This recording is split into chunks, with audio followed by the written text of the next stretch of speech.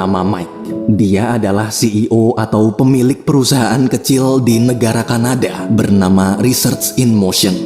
Pagi itu Mike bersama sahabatnya yang bernama Douglas pergi ke suatu perusahaan konstruksi untuk mencari investor yang mau mendanai proyek barunya. Di sisi lain terlihat seorang pria bernama Jim juga sedang dalam perjalanan menuju kantor. Jim adalah direktur keuangan di perusahaan konstruksi tempat Mike akan presentasi. Di kantor, dia terkenal sebagai atasan yang galak dan sering ngomong kasar ke bawahannya. Hari itu saat Jim masuk ke ruangan bos memberitahu kalau perusahaan mereka baru aja diakuisisi dan akan ada perombakan tim. Jadi di rapat nanti, bos meminta Jim untuk tetap profesional meski jabatannya sebagai direktur keuangan digantikan orang lain. Mendengar kabar barusan, Jim seperti tak terima. Sementara itu di ruangan Jim, sambil menunggu, Mike terus berusaha menghafalkan tulisan kertas yang nanti ingin dia presentasikan. Waktu sedang menghafal, Mike mendengar seperti ada suara desis dari telepon di meja Jim. Pas diperiksa, ternyata di bawah teleponnya ada tulisan Made in China. Karena Mike orangnya perfeksionis, jadi walaupun suara desisnya pelan, Mike tetap gregetan. Sebagai teknisi, detik itu juga dia nekat membongkarnya. It has no off switch. He's not gonna get steel. Okay, bald, scary-looking guy. Right now. God damn it. Much better. Beruntung mereka selesai tepat waktu. Ketika bertemu Jim, Mike dan Douglas langsung memperkenalkan diri. Perusahaan mereka yaitu Research in Motion saat ini sedang ingin membuat HP baru yang akan mengubah dunia.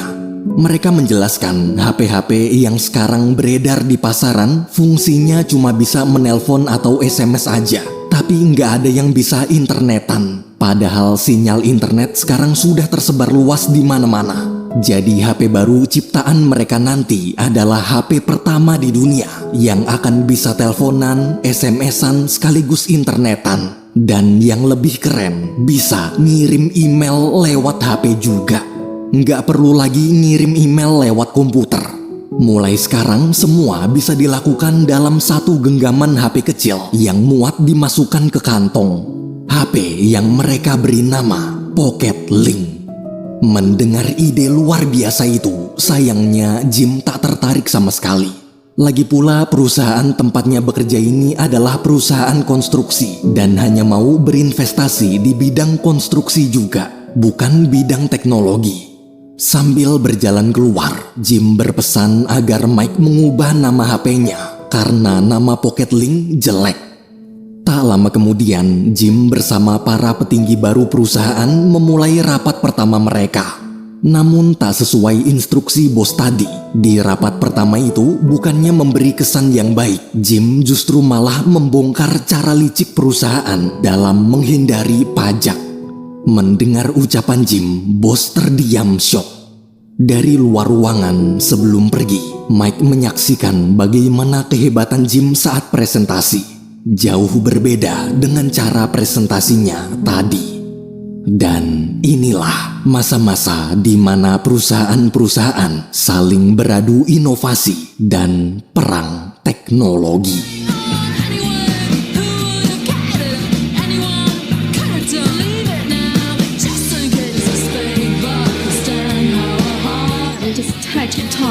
Digital world of the computer itself. So what you're saying is Hello? hello?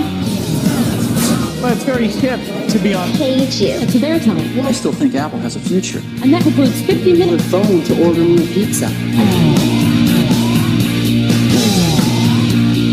Out is not to slash.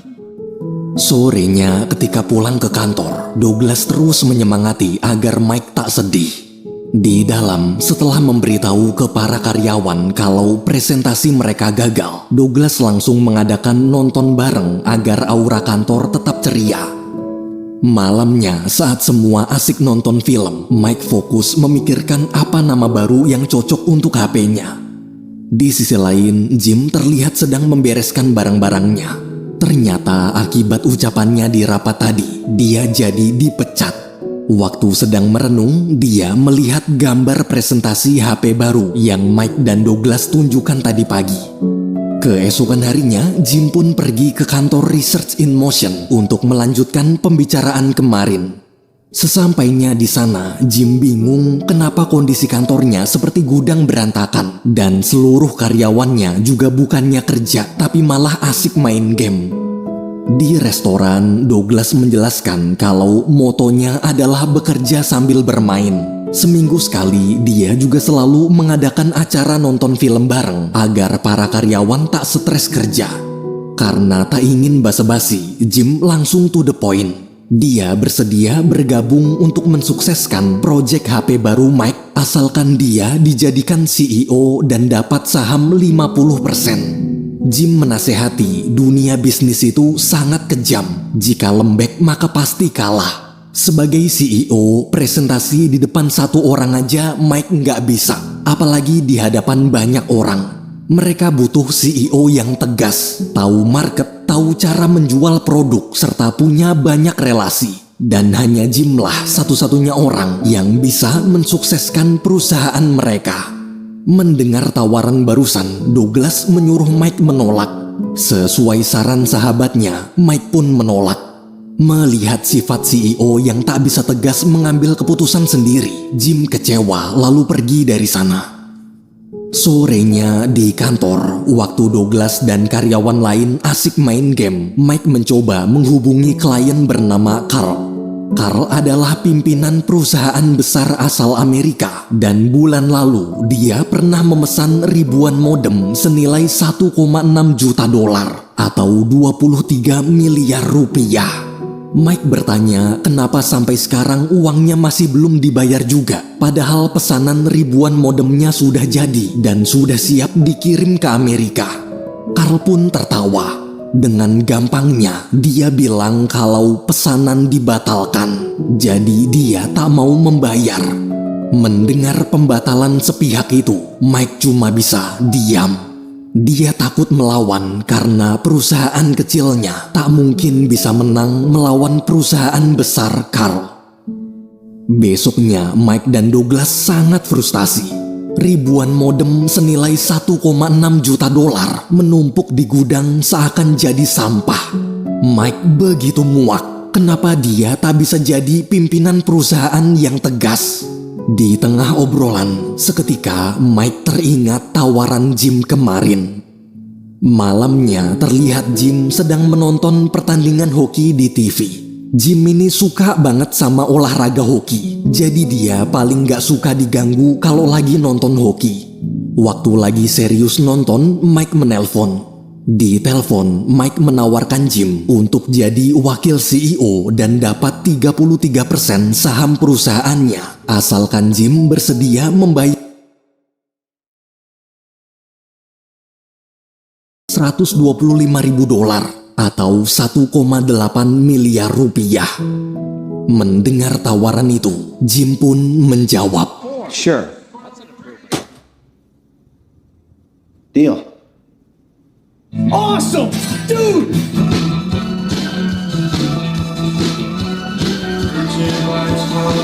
mulai hari ini Jim telah resmi jadi co-CEO di perusahaan Research in Motion. Namun di hari pertama masuk, Mike langsung memberitahu Jim soal masalah pesanan modem kemarin. Tanpa ada rasa takut sedikit pun, Jim buru-buru menelpon dan memaki-maki Carl. Jim mengancam jika uang pesanan modemnya tak segera dibayarkan, maka dia akan menjual ribuan modem itu ke perusahaan Amerika lain dengan harga yang jauh lebih murah. Mendengar ancaman Jim, Carl akhirnya bersedia membayar. Kehadiran Jim benar-benar membuat perubahan besar. Walaupun galak, tapi Mike merasa senang sekarang ada orang tegas yang menemaninya memimpin perusahaan. What the fuck is that? Oh, get off the fucking internet! Mike, getting paid. I can fix that.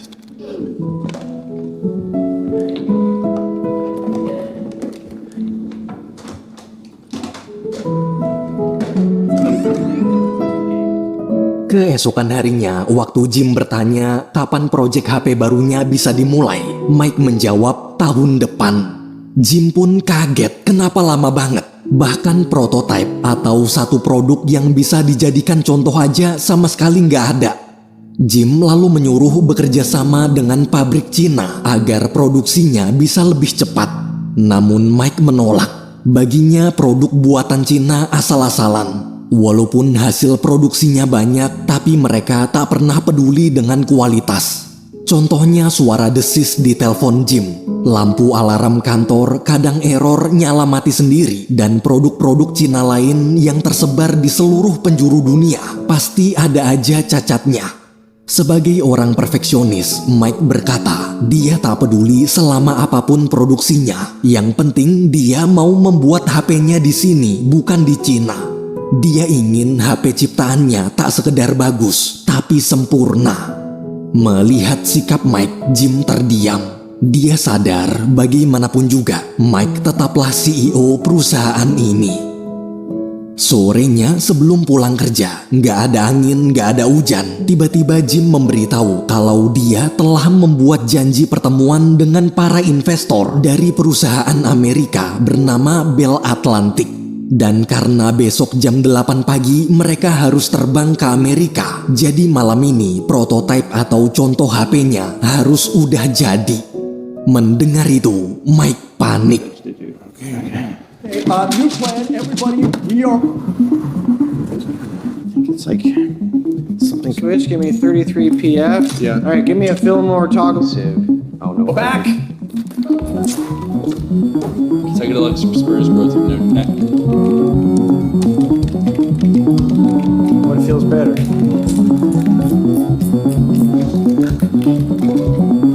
So, add in the lithium. Still hot. Still hot. Yeah, I'll see you guys. Untungnya Mike dan Douglas selesai tepat waktu. Pagi itu juga, tepat jam 8, Jim datang menjemput. Sebelum berangkat, Mike meminta agar Jim mengizinkan Douglas ikut karena dia adalah sahabat terbaiknya yang selama ini selalu menemaninya kemanapun dia pergi. Namun dengan dingin, Jim menyuruh Mike meninggalkan orang tak berguna itu. Mereka berdua kemudian berangkat menuju Amerika Serikat.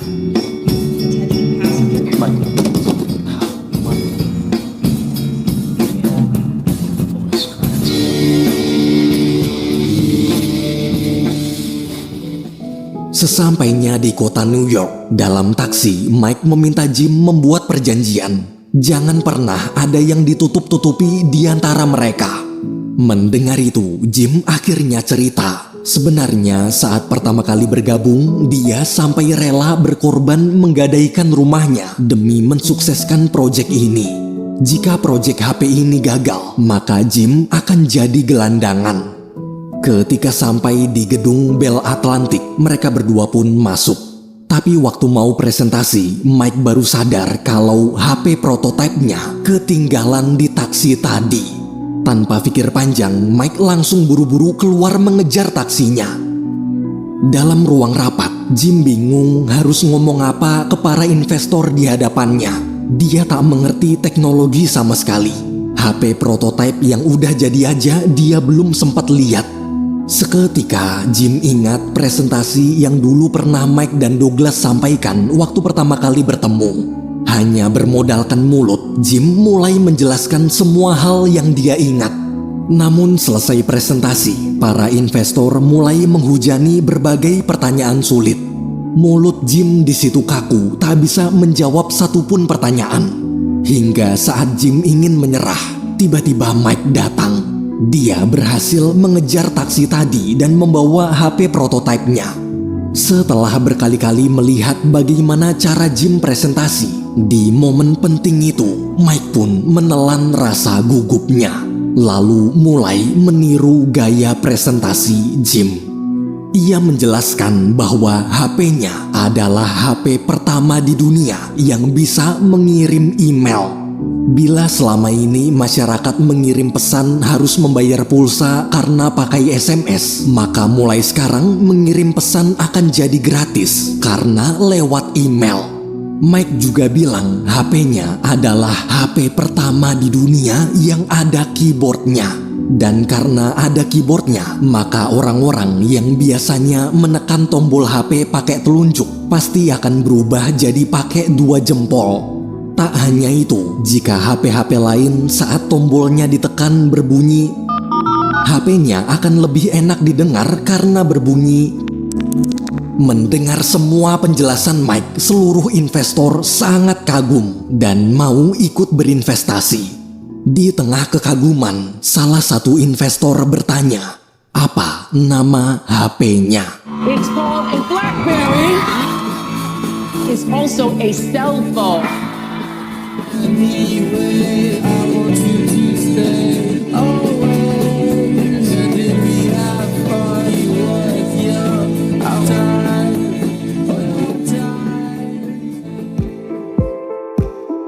Beberapa tahun kemudian, tepatnya di tahun 2003, kini terlihat perusahaan Research in Motion telah pindah ke kantor yang jauh lebih besar dari sebelumnya. Saham naik, karyawan sangat banyak, dan Jim, Mike, serta Douglas sekarang sudah jadi orang kaya. Siang itu, waktu Jim baru sampai kantor, Mike memberitahu kabar gembira, yaitu uji coba mereka untuk mengubah sistem pengiriman pesan telah berhasil. Mulai sekarang, masyarakat sudah tak perlu lagi kirim pesan lewat SMS atau email, tapi bisa lewat aplikasi Messenger. Dan karena aplikasi itu hanya ada di HP BlackBerry, Mike pun menamainya BlackBerry Messenger, atau disingkat BBM. Di tengah obrolan, mereka kedatangan tamu. Dia adalah Carl, pimpinan perusahaan besar Amerika yang dulu pernah memesan ribuan modem buatan Mike. Jim, Carl, dan Mike lalu pergi ke restoran. Di sana, Carl mengajak perusahaan Research in Motion untuk bergabung dengan perusahaannya. Mendengar tawaran itu, Mike langsung menolak. Dia masih sakit hati karena dulu Carl pernah hampir membatalkan sepihak pesanan ribuan modemnya sampai dia nyaris bangkrut.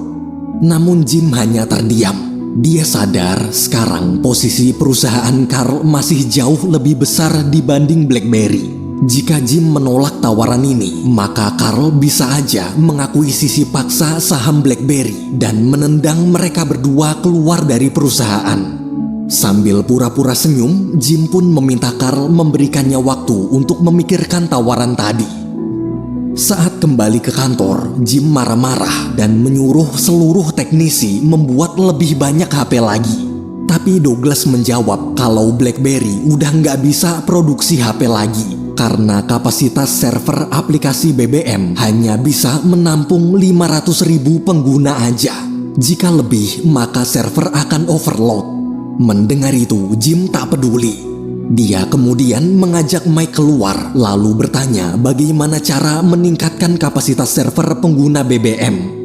Dengan berat hati, Mike menjawab server sudah tak mungkin bisa ditingkatkan lagi. Jadi mau nggak mau mereka harus berhenti menjual HP baru dan fokus menjaga 500.000 pengguna yang sudah ada.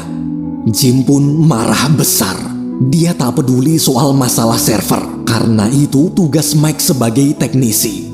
Tugas Jim adalah marketing yang akan terus menjual HP BlackBerry sebanyak-banyaknya. Jim kemudian pergi ke divisi marketing, lalu memberikan para sales target baru. Dia nggak mau tahu, pokoknya dalam waktu 3 bulan, jutaan HP BlackBerry harus sudah terjual. Jim menyuruh mereka untuk menjual HP BlackBerry ke komunitas-komunitas tempat para orang kaya berkumpul. Dimanapun mereka berada, HP BlackBerry harus selalu ditunjukkan agar orang-orang iri dan ikut membeli.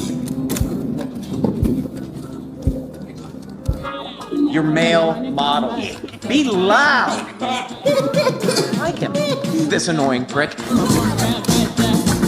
Hi, I'm calling on behalf of Black. See you using it. Oh, you go. One club, wherever the elite.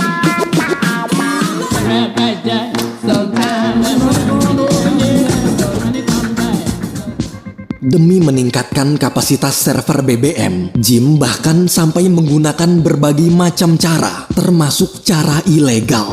Dia merekrut kepala teknisi dari perusahaan-perusahaan besar Amerika untuk pindah ke BlackBerry menggunakan surat palsu senilai 10 juta dolar. Isn't that great? Listen.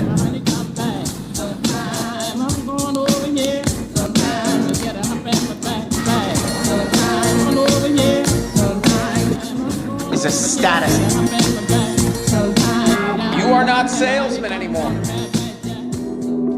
Namun di saat penjualan naik sangat tajam, Mike serta para teknisi lain masih belum bisa meningkatkan kapasitas server BBM. Akibat server melebihi batas, jutaan pengguna komplain kenapa aplikasi BBM selalu delay, bahkan error saat mengirim pesan. Kabar tentang errornya sistem BBM pun masuk berita TV, hingga membuat saham BlackBerry anjlok parah. Beberapa hari kemudian, setelah Jim berhasil merekrut 2 kepala teknisi dari Amerika, Mike langsung mengajak mereka berdua rapat di restoran untuk membahas cara meningkatkan kapasitas server BBM. Ketika rapat, Mike kagum mendengarkan bagaimana kedua teknisi profesional itu saling berdebat dan saling memberi masukan yang tak pernah dia pikirkan sebelumnya. Jauh berbeda dengan Douglas serta teknisi-teknisi lainnya. Setelah dapat solusi, waktu kembali ke kantor, Mike terdiam kecewa melihat para teknisinya sedang asik main. Padahal dari tadi dia sibuk kerja memikirkan nasib perusahaan yang terancam bangkrut ini. Demi mengubah suasana kerja agar jadi lebih profesional, siangnya datanglah seorang kepala pengawas baru yang orangnya botak, gendut, dan gualak banget.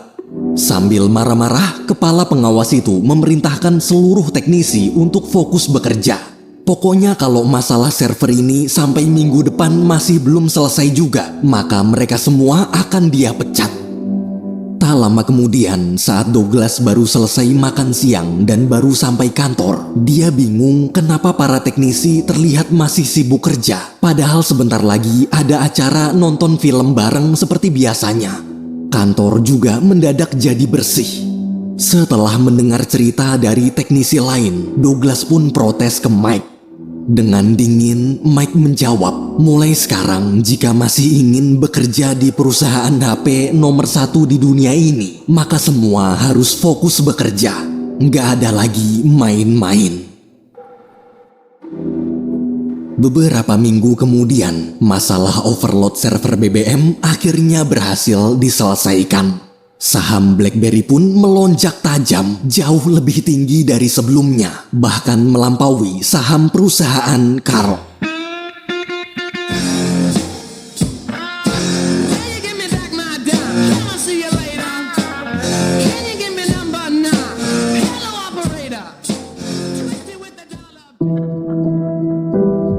Tahun kemudian, tepatnya di tahun 2007, saat sedang rapat, penampilan serta sifat Mike sekarang terlihat telah berubah total.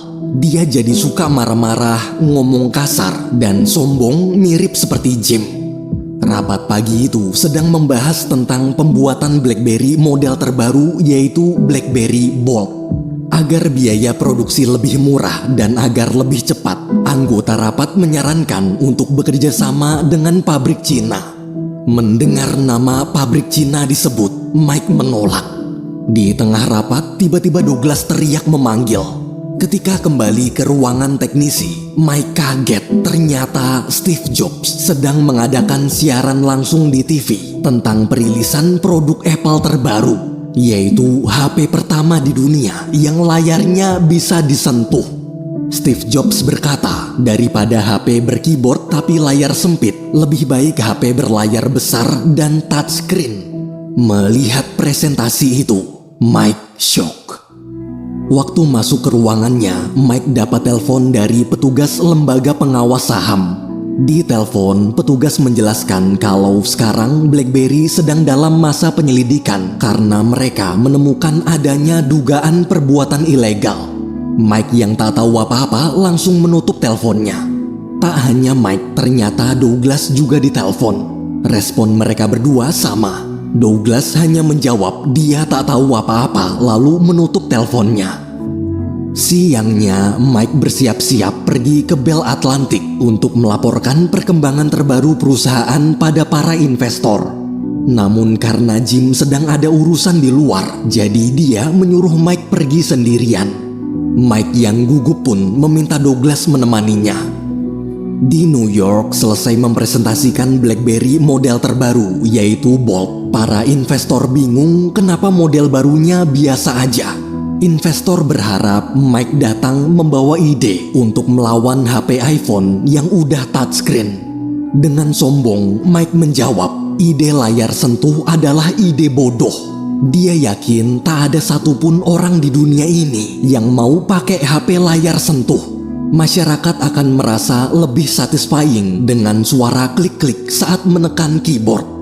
Tapi meski sudah berusaha diyakinkan, ekspresi para investor tetap kecewa. Berbeda dengan saat bersama Jim, kehadiran Douglas di situ tak membantu sama sekali.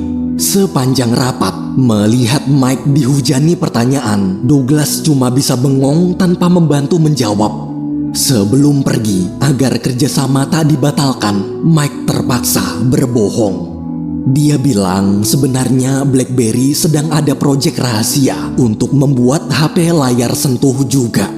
Tapi berbeda dengan iPhone, layar BlackBerry nanti akan tetap bisa berbunyi klik saat disentuh. Mendengar cerita bohong itu, semua investor terlihat senang, kecuali Douglas. Sepulangnya dari sana, Mike langsung mengumpulkan seluruh teknisinya dan menyuruh mereka segera membuatkan HP layar sentuh berbunyi klik tadi. Dia nggak mau tahu, pokoknya HP-nya harus jadi minggu ini. Di tengah ketegangan, kepala pengawas lalu mengajaknya bicara keluar. Di luar, kepala pengawas marah. Ide HP baru itu tak masuk akal dan tak mungkin bisa dibuat. Seandainya bisa pun tetap butuh waktu minimal setahun. Jika Mike benar-benar butuh cepat, maka satu-satunya cara adalah bekerja sama dengan pabrik Cina. Karena sudah sangat stres, Mike akhirnya setuju. Douglas yang dari tadi mendengar obrolan mereka berdua pun mencoba mengingatkan agar sahabatnya itu kembali ke jati dirinya. Mike yang dia kenal adalah orang yang perfeksionis dan selalu mengutamakan kualitas.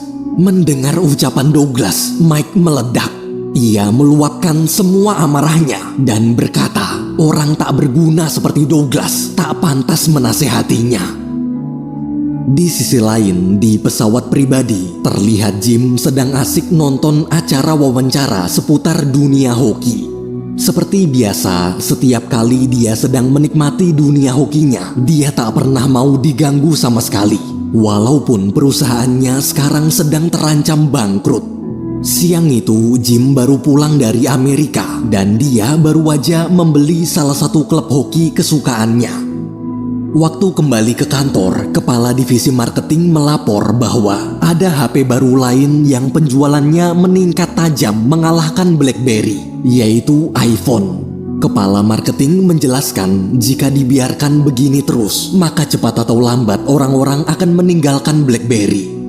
Di tengah obrolan, Mike datang. Mike bertanya, kenapa lembaga pengawas saham seperti sedang mengejar-ngejar mereka.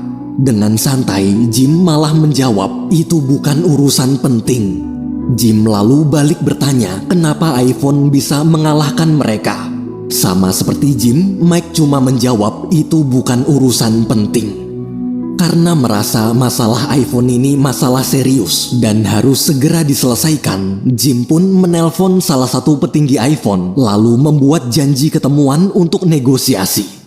Namun dalam pesawat pribadinya, waktu mau terbang, mendadak pihak klub hoki menelpon dan menyuruh Jim datang ke kantor sekarang juga. Bukannya menyelamatkan perusahaannya yang sedang terancam bangkrut, Jim justru memilih pergi mengurus klub hokinya. Sementara itu, di parkiran kantor BlackBerry, terlihat salah satu karyawan sedang mencopot pelang nama Douglas di tempat mobilnya biasa parkir. Semenjak kejadian tadi, Douglas memutuskan keluar dari BlackBerry karena dia tak mau bekerja di tempat di mana dia tak dihargai. Di kantor klub hoki, para petinggi klub yang baru selesai rapat memanggil Jim masuk, lalu memberitahu bahwa dari hasil rapat, para petinggi memutuskan tak jadi menjual klub hoki mereka ke Jim. Karena karakter Jim yang sangat kasar dinilai tak cocok dengan filosofi klub. Mereka khawatir perilaku Jim akan mencoreng nama baik klub. Mendengar itu, Jim marah besar. Dengan sombong, dia berkata, jangankan membeli satu klub, bila dia mau bahkan satu liga juga bisa dia beli semua. Sambil terus memaki-maki, Jim keluar dari sana. Meski sudah tak mungkin sampai tepat waktu, Jim tetap memaksa menemui petinggi iPhone. Sayangnya, sesampainya di bandara, petinggi iPhone itu menelpon dan mengatakan kalau Jim terlambat. Pintu negosiasi telah ditutup. Di sisi lain, di kantor BlackBerry, terlihat tim petugas dari lembaga pengawas saham baru sampai, kemudian langsung menggeledah ruangan Mike. Petugas menjelaskan bahwa BlackBerry diduga telah melakukan tindakan kriminal pelanggaran hukum karena merekrut kepala teknisi dari perusahaan-perusahaan besar Amerika menggunakan surat palsu. Mike di situ bingung, dia benar-benar tak tahu apa-apa. Agar kasus ini bisa cepat selesai, para petugas pun menawarkan Mike kesepakatan. Malamnya, ketika Jim kembali ke kantor, dia bingung kenapa kondisi kantor sangat sepi. Tak ada orang sama sekali. Waktu bertemu Mike, Jim memberitahu kalau dia punya rencana baru untuk mengalahkan iPhone. Namun ekspresi Mike hanya terdiam dingin. Mike lalu menyuruh Jim bertanggung jawab atas pelanggaran hukum yang telah dia lakukan. Mike cerita dia telah membuat kesepakatan dengan pihak lembaga pengawas saham untuk menjebak dan menangkap Jim saat kembali ke kantor. Jika dia membantu menyerahkan Jim, maka BlackBerry akan bisa bebas dari tuntutan. Mike juga bilang, sekarang para petugas sudah menunggu di depan pintu keluar. Mendengar itu, Jim hanya terdiam. Dengan pasrah, ia pun menyerahkan diri. Satu tahun berlalu, pada tahun 2008, terlihat Mike baru sampai kantor. Tak ada lagi Douglas, tak ada lagi Jim. Kini hanya tinggal Mike sendirian. Hari itu, sebelum ke ruangannya, Mike pergi ke gudang terlebih dahulu untuk melihat kiriman jutaan HP BlackBerry model terbaru yang baru sampai dari pabrik Cina, yaitu BlackBerry Storm. Ketika memeriksa kualitasnya, Mike kecewa. Seluruh HP buatan Cina itu terdengar suara desis. Sebagai orang perfeksionis, Mike pun memutuskan memperbaiki satu persatu jutaan HP BlackBerry itu dengan tangannya sendiri.